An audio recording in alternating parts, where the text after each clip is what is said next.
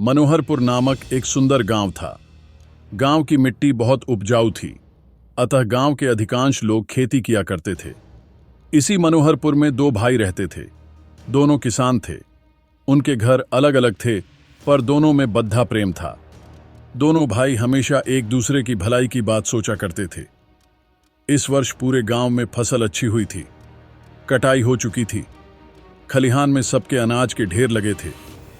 एक दिन रात में बद्धा भाई लेटे लेटे सोचने लगा, मेरे दो बच्चे हैं, वे गृहस्थी में मेरी कुछ न कुछ मदद करते ही हैं। मरे छाटे भाई के बाल बच्चे नहीं हैं, उसे सारा काम अकेले ही संभालना पड़ता है, इसलिए मुझे उसकी सहायता करनी चाहिए। यह सोचकर वह उठा और खलिहान में गया। खलिहान में अपने अनाज के ढेर से उसने 10 गठरी अनाज बांधा। उनमें से एक गठरी सिर पर रखकर छोटे भाई के ढेर की ओर बढ़ा। ठीक उसी समय छोटा भाई भी अपने घर में बैठा सोच रहा था, मैं जवान हूं, जितना चाहे उतना काम कर सकता हूं, जहां चाहूं जा सकता हूं।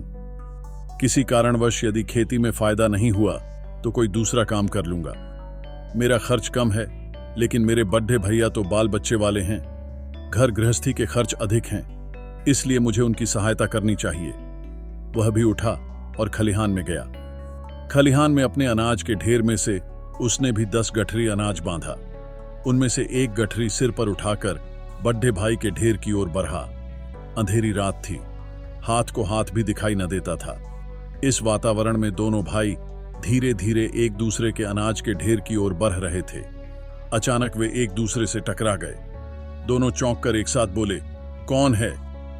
दोनों भाइयों ने एक दूसरे को देखा। उनके सिर पर अनाज की गठरियां थीं। दोनों समझ गए।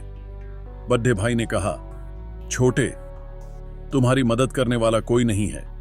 खेती का सारा काम तुम्हें अकेले संभालना पड़ता है।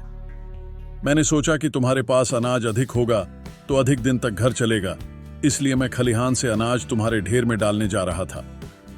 भैया, आप बाल बच्चे वाले हैं, आपके खर्च अधिक हैं, आपको अधिक मात्रा में अनाज की आवश्यकता होती है, इसलिए मैं खलिहान से अनाज आपके ढेर में डालने जा रहा था।